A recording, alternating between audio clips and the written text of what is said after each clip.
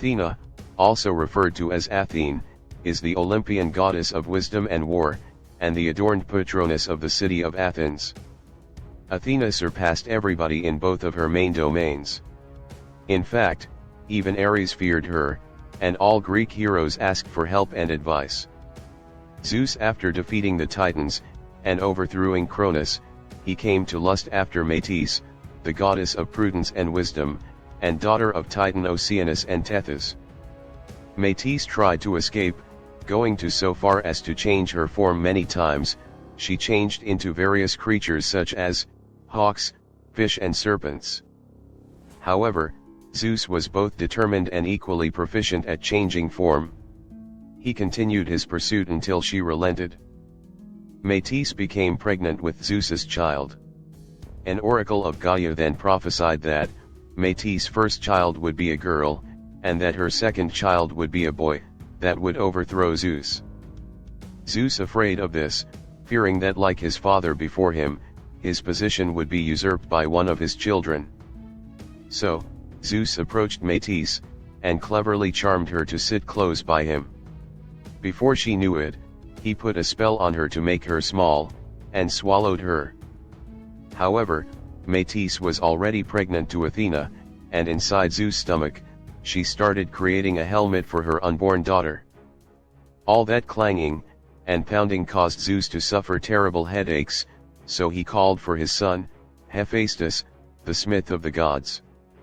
Hephaestus split his father's skull open to relieve pain, and out popped Athena, fully grown, and clad in her new robe and helmet. After Athena was born, fully armed from Zeus' forehead, Triton, acting as a foster parent to the goddess, raised her alongside his own daughter, Pallas. The sea god taught both girls the arts of war. During an athletics festival, Pallas and Athena fought with spears in a friendly mock battle, in which victor would be whoever managed to disarm her opponent. At the beginning of the fight, Athena got the upper hand, until Pallas took over. Before she could win, Zeus, who was in attendance, fearing to see his own daughter lose, distracted Pallas with the aegis, which she had once shown interest in. Pallas, stunned in awe, stood still, as Athena, expecting her to dodge, impaled Pallas, accidentally. Out of sadness and regret, she created the Palladium, a statue in the likeness of Pallas. Later, Athena took on the title Pallas, as tribute to her late friend. There once came a time in ancient Greece, when the first king of Athens, Cecrops, who was half person and half snake, had to find a patron deity for the city-state of Athens. The two Olympian gods, who were particularly interested in the patronage, were Poseidon, the god of the seas, and Athena, the goddess of wisdom and skill. They presented themselves in front of Cecrops, and Cecrops asked from them to offer a gift truly valuable for Athens.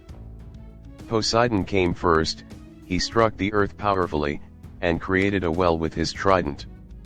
Immediately, streaming water shot forth, but the water turned out to be salty, and not very useful for the population.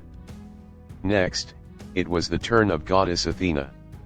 Athena stepped forward, struck her spear into the ground, and then she kneeled and planted an olive branch in it.